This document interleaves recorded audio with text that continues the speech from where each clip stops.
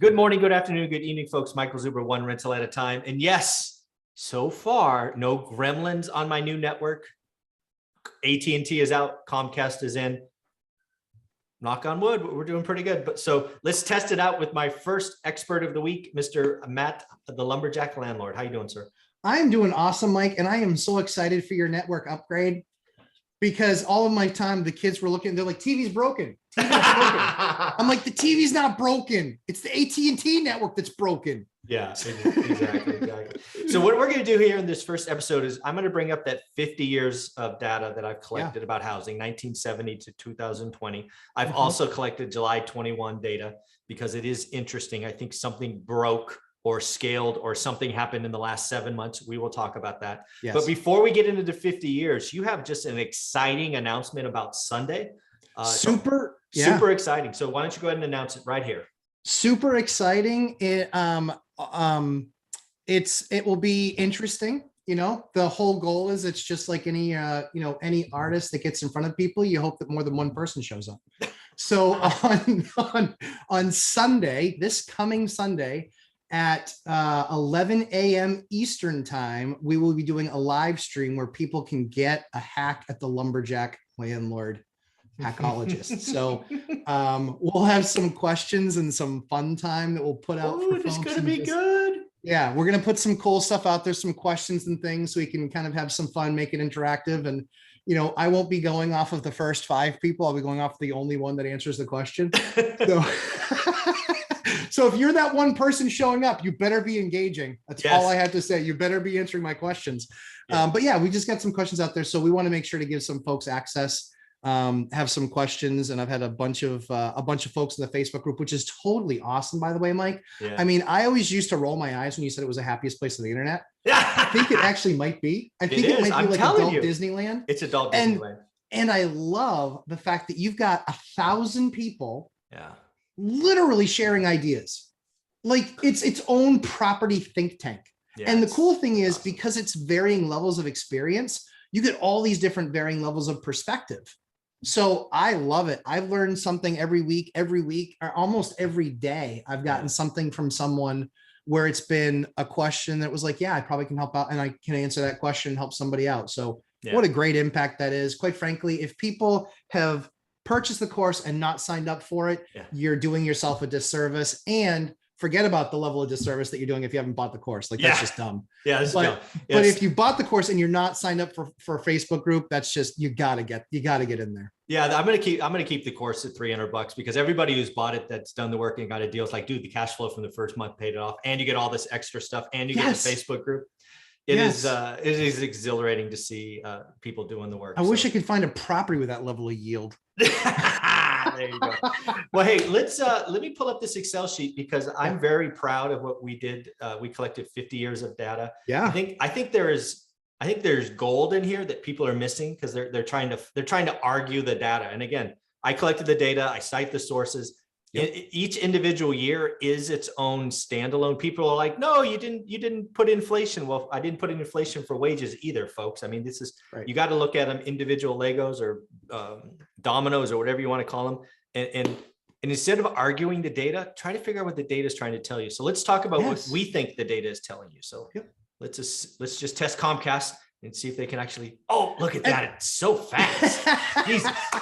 I don't know what's going on. On my 29-inch monitor, this looks really impressive. I will say, I can see almost everything. The other thing too, Mike, real quickly is the amount of time. So I know because I do spreadsheets a lot like this too. The amount of time that goes into one of my spreadsheets can be hours upon hours. Yeah. You can tell that this is at least a week's worth of work. This is a significant amount of work. But the other thing about this too is that there is nothing in here that has feelings. No, like all the other channels that are talking about the stupidity that they're talking about. Hey, listen, bring me numbers and not numbers in in a laser sight. Like I had somebody arguing with me that there was one town in Florida that's seeing a wave of foreclosures and down 11%.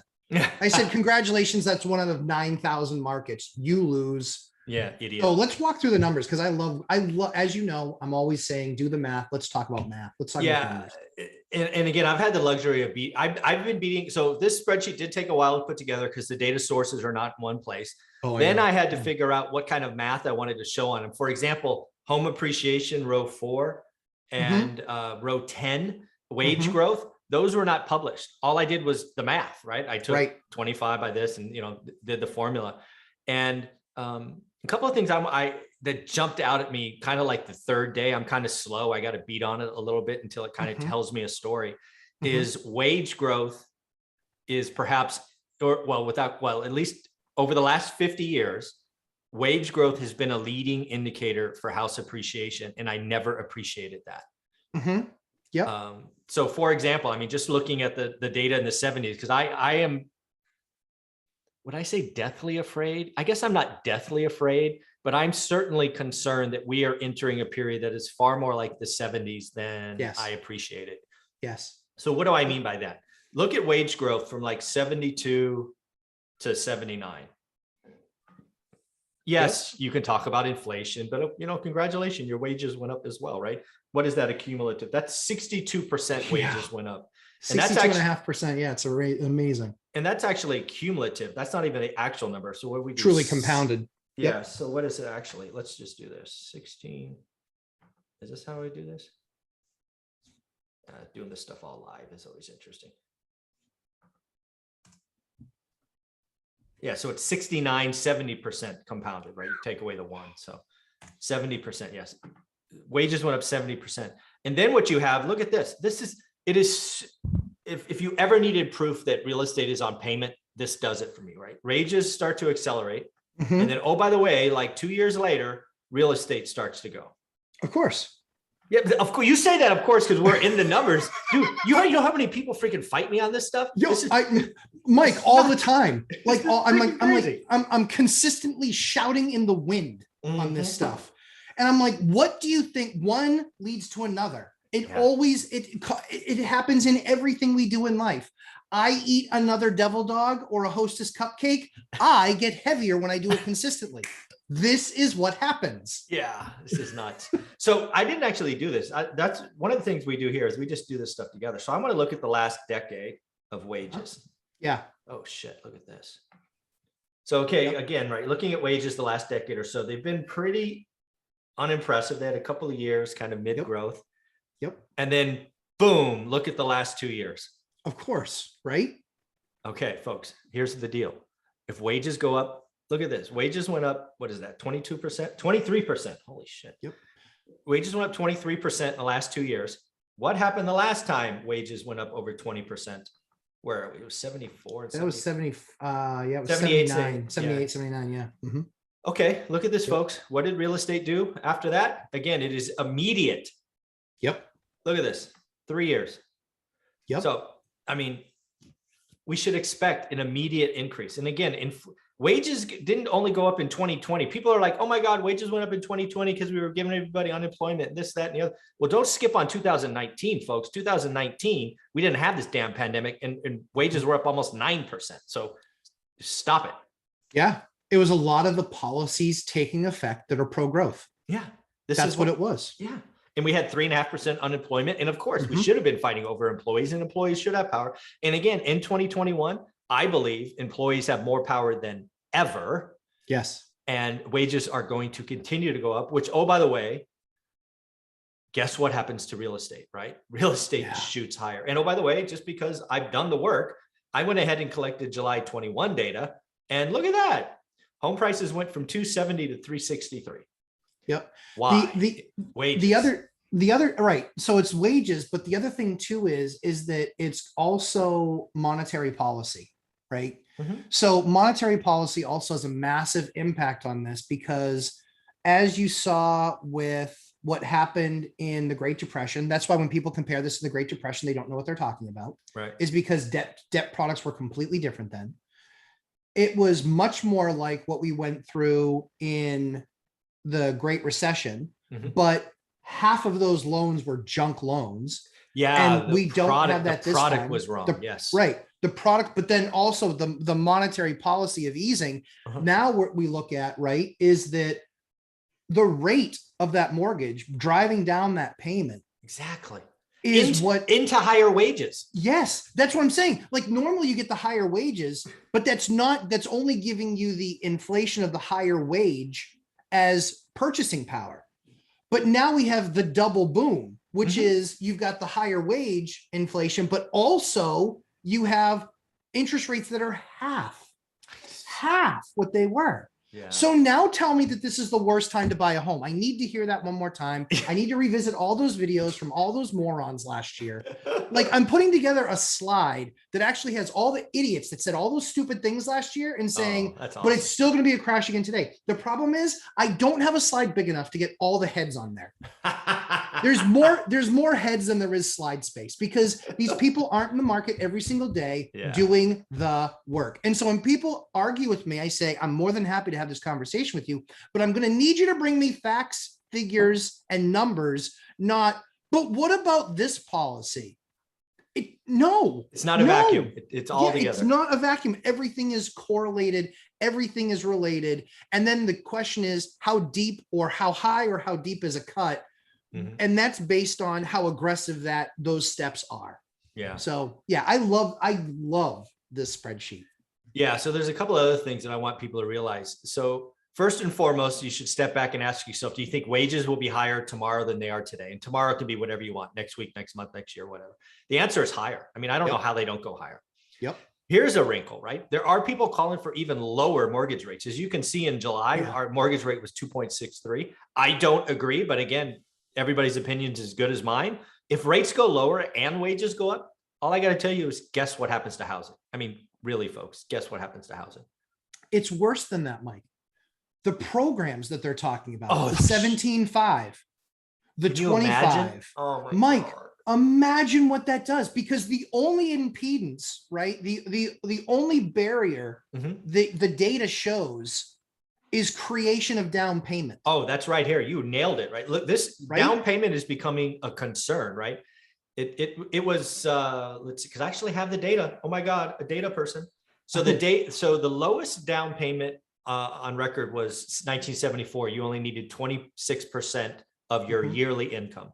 The highest as of 2020 was 43%. But guess what? As of July, we've exceeded that. It's now 45.5%. So yeah. So again, folks, if you go into this and you give everybody a 15,000 or a 25 or whatever, and you remove the down payment, I am not joking. Housing could go up 50%.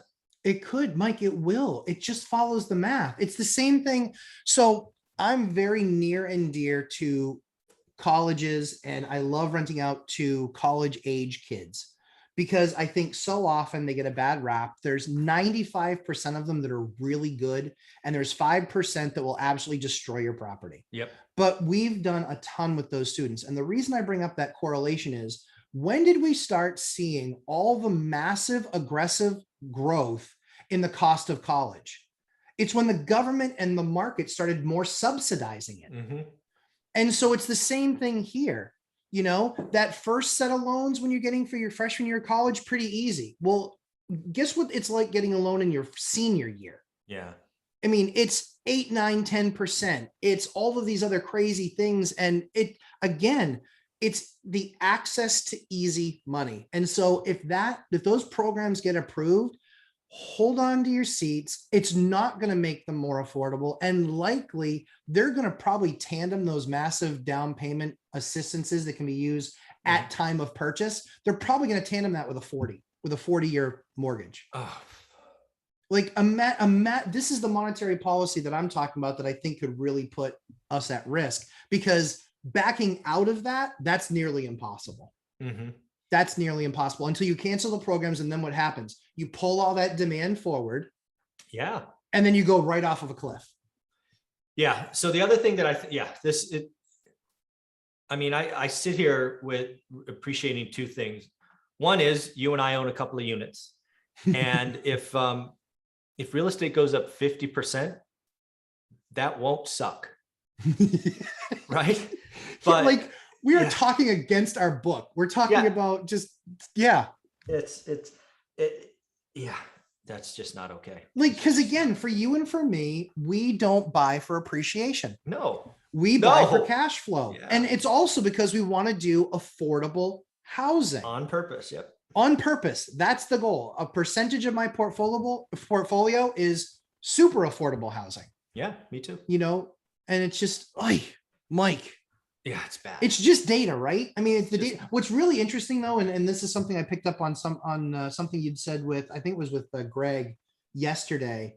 The concern that I have is that we're seeing the numbers, we're charting the way that we're charting, but we're not doing the things that we need to do to avoid a hard landing in 18 months or 24 months. Like they're going to have to start, or 36 or something. Yeah. Something like I talked about, it was probably 2 months ago when I think it was the three of us were talking. I think rates next year towards the end of the year are between 4 and 5%. And we likely could hit 5%.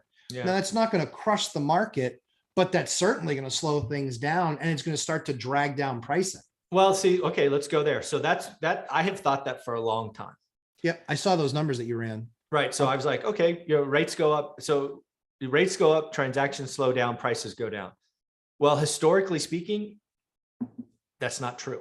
Right. I mean, and again, we have examples, right? So from 1977 to 1981, rates roughly doubled. They went up 88%. Okay.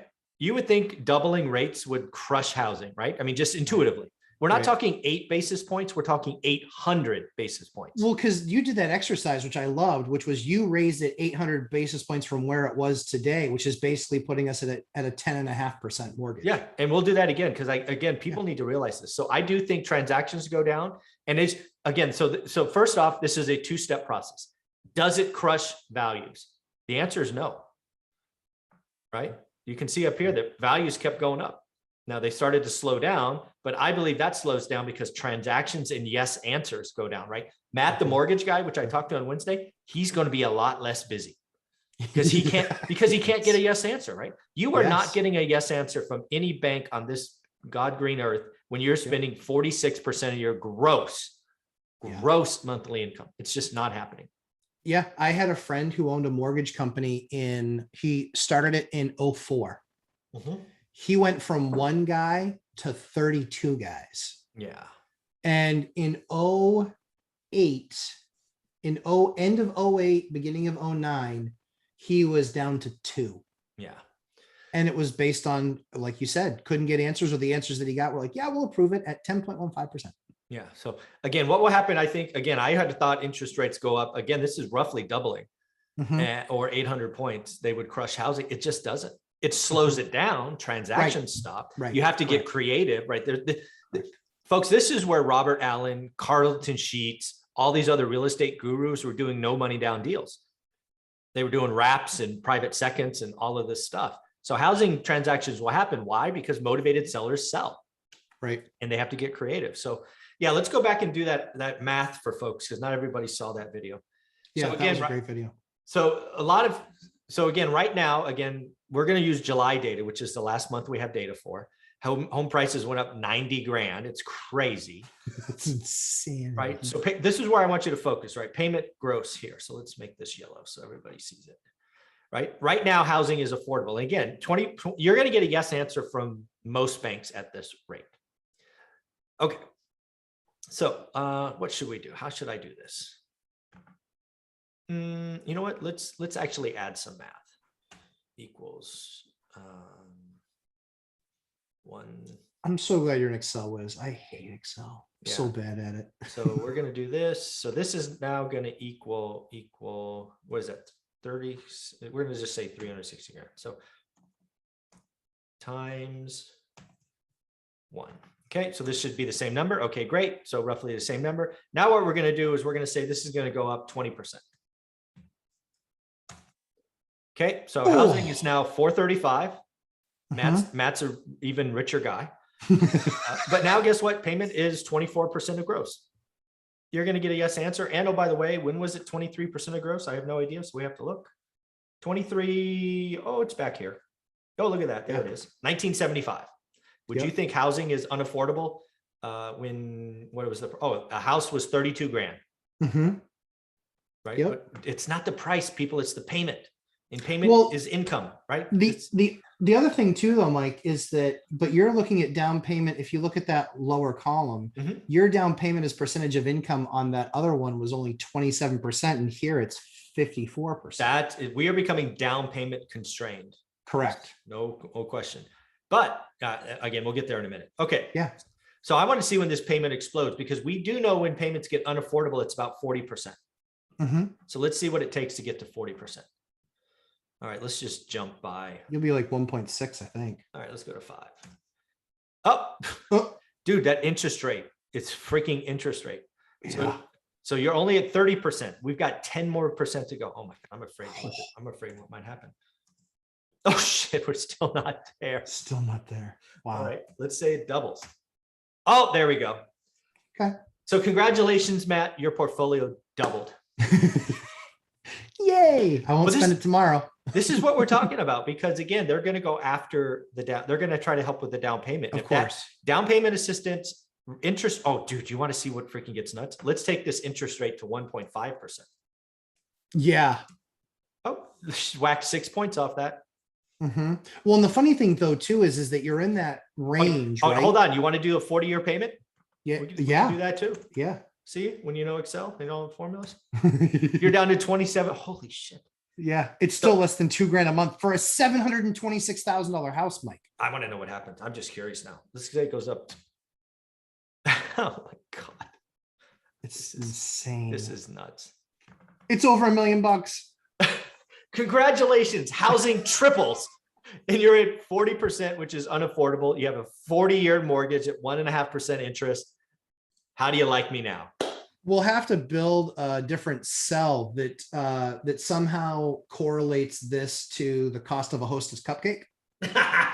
Because I feel like I'm going to be paying like $18 for a Hostess cupcake at this point. Oh, and here's, I forgot. We didn't even change wages. No, I know. Right, because we didn't change wages, because you got to know if housing goes up like this, wages are going to go up, right? Oh, of course, of course. So let's say wages only doubled, right? Housing tripled, but let's say wages only went up. Oh, son of a bitch.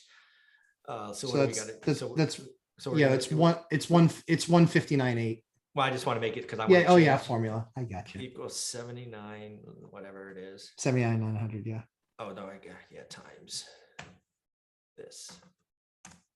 Oh my God. So, okay. The average family, this is all just make believe at this point. Sure, right? Of course. What happens if the average family income doubles? And again, this is where your Hostess cupcake and Twinkie cost $20 each. Yeah. And gas is like $37 a gallon. But again, we can play with these numbers, right? And oh, by the way, payments are affordable again. Yeah.